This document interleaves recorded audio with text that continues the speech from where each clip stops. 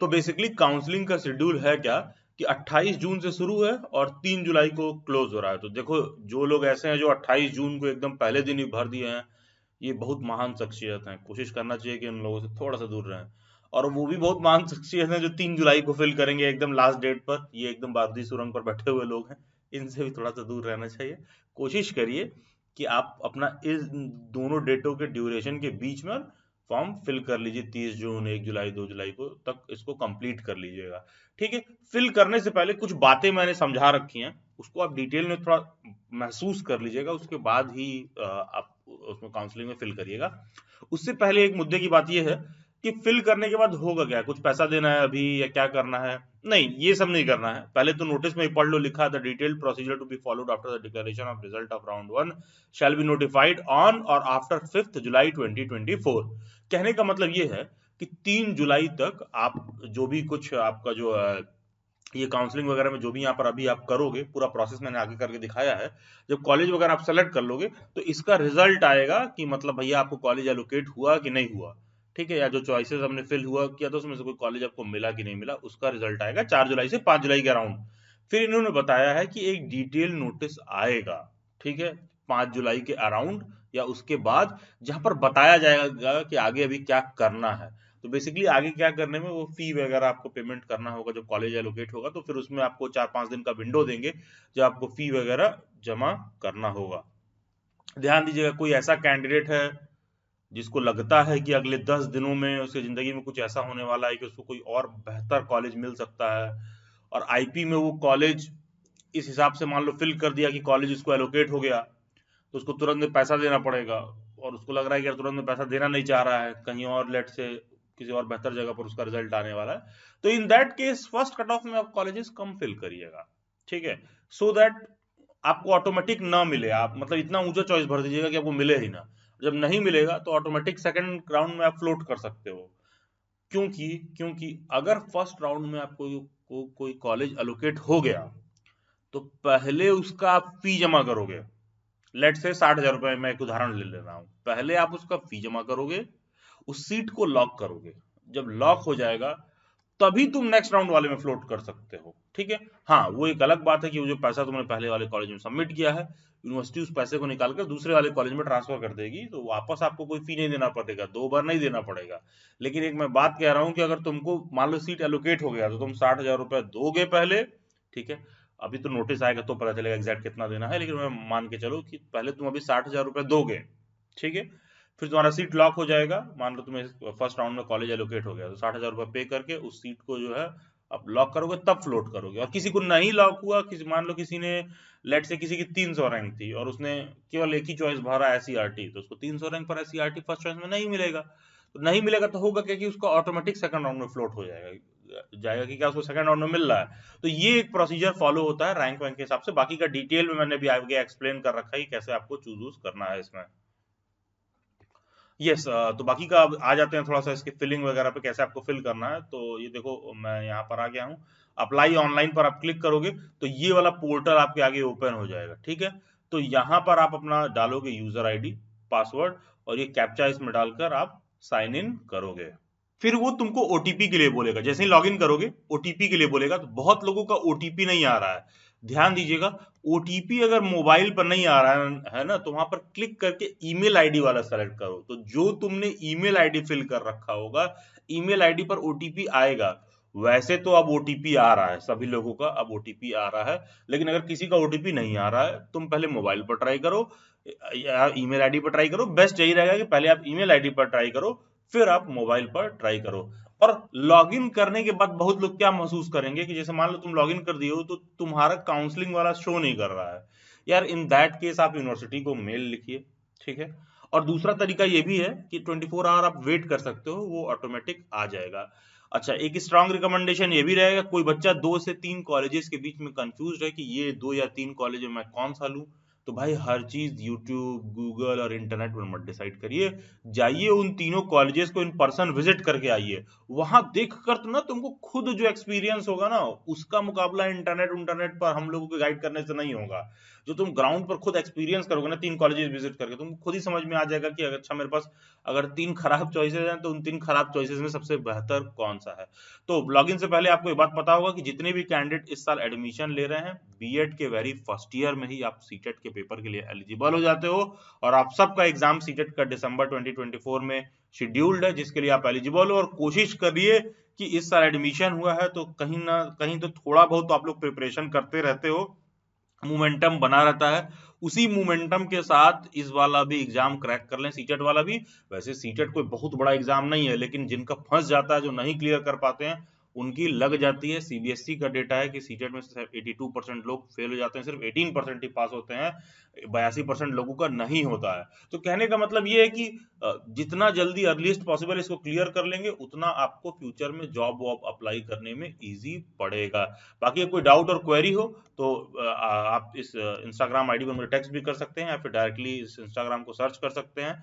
और इसका लिंक भी डिस्क्रिप्शन बॉक्स में दे रखा है। अगर काउंसलिंग से पहले कोई डाउट और क्वेरी हो तो feel free to text me on Instagram. तो बेसिकली लॉग इन करने के बाद आप यहाँ पर आओगे। जब यहाँ पर आप आओगे तो आपको शो करेगा, देखिए इस तरह से लिखा होगा कि अच्छा ये कोड का आपने भर रखा है। यहाँ पर देखो लिखा हुआ है 122 काउंसलिंग, ठीक है। ये सारा कुछ आपको इस तरह से शो करेगा। और किसी का नहीं शो कर रहा है तो नॉट टू वरी, हो सकता है वो आपको कुछ टाइम बाद शो करे आपके पोर्टल में। तो बस आप करिएगा क्या कि कुछ समय बाद जो है वापस से लॉगिन करके मतलब कर लीजिएगा। क्योंकि बहुत से ऐसे बच्चे हैं जिनके पोर्टल में ना ये शो नहीं कर रहा है तुरंत में लॉगिन करते समय।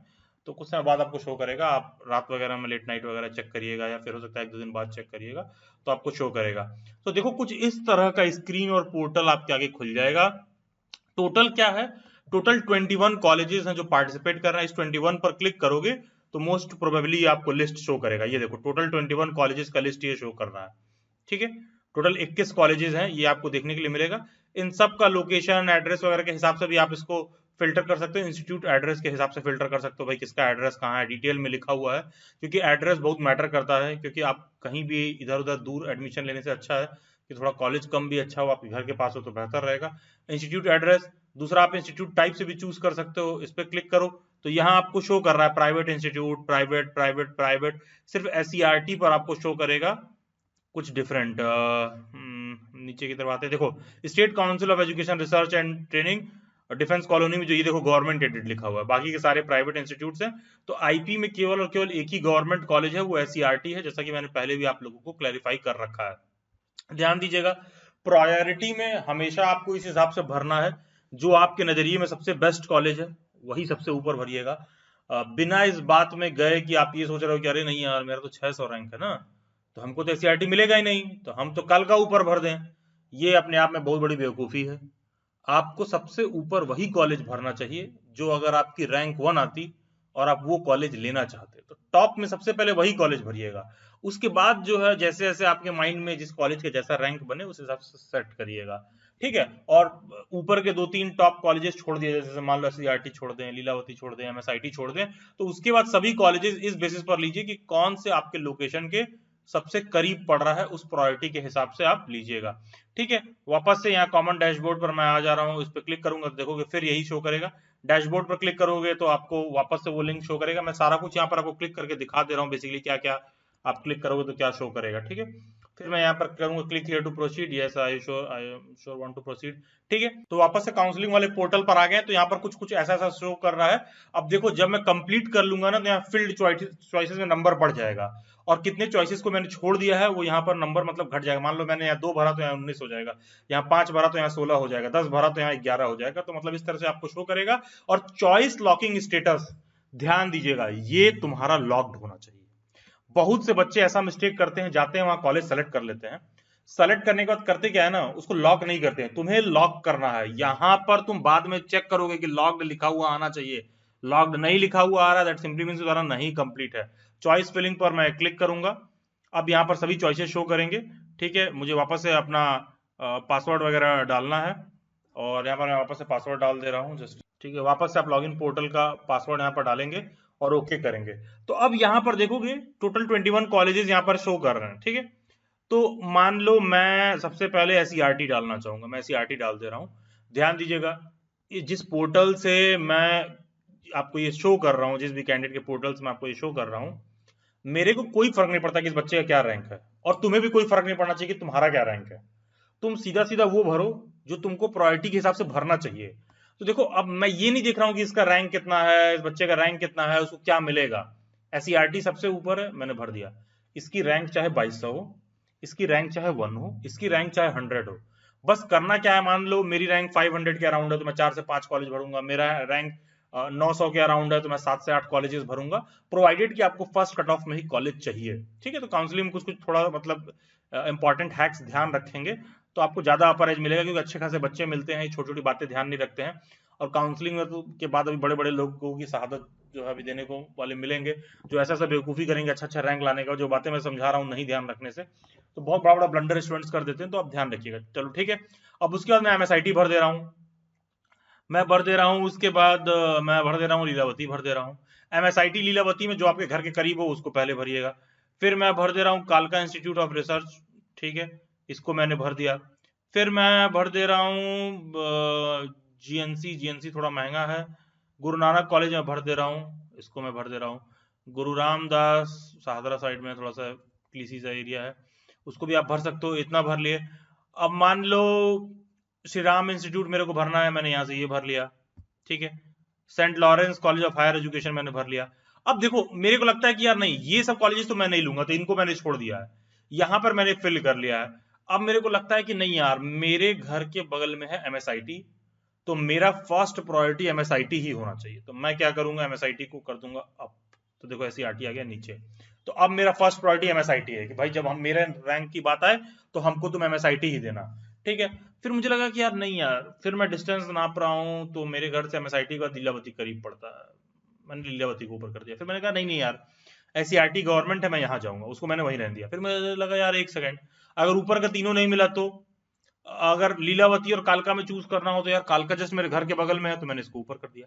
ठीक है, तो ये सीक्वेंस आप ध्यान रखोगे, ध्यान दीजिएगा, ये जो भी सीक्वेंस आप भर रहे हो यही आपका प्रायोरिटी है। तुम अपना रैंक मत देखो, तुम देखो कि तुम्हारे हिसाब से सबसे बेस्ट कॉलेज कौन है, सबसे ऊपर रखो। बस ये ध्यान रखो कि अगर रैंक 1500 है तो तुमको भाई फर्स्ट कट ऑफ में कॉलेज चाहिए, तो तुम कम से कम 13 से 14 कॉलेज फिल करो। अब मान लो तुम्हारी रैंक 150 है, तो भाई तुम गिनती के 3-4 कॉलेज ही फिल करो, तुमको कोई एक तो श्योर मिल जाएगा, क्योंकि हर कॉलेज में 100 सीट है। तो मोटी मोटा आप एक अनुमान ले सकते हो कि मेरा रैंक अगर 900 है, 900 है, तो मैं ऊपर के 7 कॉलेज भर देता हूँ, 6 कॉलेज भर देता हूँ, तो मुझे कोई ना तो कोई मिल जाएगा। तुम ये भी सोच सकते हो कि यार 900 कॉलेज, 900 रैंक पर सर क्यों कह रहे हैं कि 7 या 6 कॉलेज भर दो। यार देखो, मान लो मैंने इसको ऊपर रख दिया, लीलावती को मैंने लेट से श्री राम इंस्टीट्यूट को सबसे ऊपर कर दिया, श्री राम इंस्टीट्यूट को मैंने सबसे ऊपर कर दिया, ठीक है, सबसे ऊपर कर दिया, सबसे ऊपर कर दिया। अब हो सकता है कि कोई ऐसा बच्चा हो जिसके में श्री राम इंस्टीट्यूट सबसे नीचे हो, ठीक है। तो इसीलिए ना काउंसलिंग में ये ऊपर नीचे होता रहता है, तो आपको ये बात समझना है कि अच्छा मतलब मोटी मोटा कि हर कॉलेज में 100 सीट है, तो एटलीस्ट अगर आपका 1000 रैंक है, 700 रैंक है, तो 5 से 6 कॉलेज, 8 कॉलेज आप फिल कर रहे हो, तो फर्स्ट कट ऑफ में आपको मिलने की हाई प्रोबेबिलिटी रहेगी। अब यहां पर ध्यान दीजिएगा, सेव एंड कंटिन्यू पर तुम क्लिक करोगे, ठीक है। फिर सेव एंड गो होम करोगे। सेव एंड कंटिन्यू करने के बाद आपको सभी सीट्स को लॉक करना है, ये चीज ध्यान दीजिएगा। सेव एंड कंटिन्यू करने के बाद आप अपने पूरे पोर्टल का जो भी सीट है, मतलब जो जितना भी आप फिल किए हो, लॉक करोगे। तो अपने रैंक के हिसाब से भरिएगा। एक मोटी मोटा अंदाजा आपको ये दे दे रहा हूं कि लेट से तुम्हारा रैंक 400 की सीरीज में, तो एटलीस्ट तुम 3 कॉलेज भरो। तुम्हारा रैंक 700 की सीरीज में, तो एटलीस्ट तुम 5 से 6 कॉलेज भरो। तुम्हारा रैंक 1200 की सीरीज में, तो एटलीस्ट तुम 11 से 12 कॉलेज भरो। तुम्हारा रैंक 1700 की सीरीज में, तो एटलीस्ट तुम 13 से 14 कॉलेज फिल करो, क्योंकि उसके बाद कॉलेजेस लोग लोकेशन के हिसाब से भरते हैं, ऊपर का 2-3 आप उस हिसाब से प्रायोरिटी के बेसिस पर भरोगे। तो बेसिकली ये कंप्लीट काउंसलिंग का प्रोसीजर है। एंड यस, जैसा कि मैंने चॉइसेस को लॉक करने के लिए बोला, तो यहां पर ऊपर लिखा हुआ है लॉक चॉइस, ये देखो, इस पे क्लिक करके तुम चॉइसेस को लॉक करोगे। बाकी कोई डाउट और क्वेरी के लिए इंस्टाग्राम पे तो टेक्स्ट कर ही सकते हैं। फ्यूचर में बहुत सारे government teaching job, private teaching job के भी अपडेट आपको मेरे इंस्टाग्राम पर ही देखने के लिए मिलेंगे, तो आप इसलिए भी मेरे इंस्टाग्राम से जुड़ सकते हैं, जिसका लिंक डिस्क्रिप्शन बॉक्स में दिया हुआ है। एंड यस, डिस्क्रिप्शन बॉक्स में ना टीचर एजुकेशन रिसोर्स वाला टेलीग्राम ग्रुप का लिंक दे रखा है, व्हाट्सएप ग्रुप का लिंक दे रखा है। Do join them for next update. Counselling से रिलेटेड भी कोई डाउट और अपडेट रहेगा, वो सारा कुछ आपको उस व्हाट्सएप ग्रुप में, उस टेलीग्राम ग्रुप में देखने के लिए मिलेगा। Thank you and God bless you. Best wishes.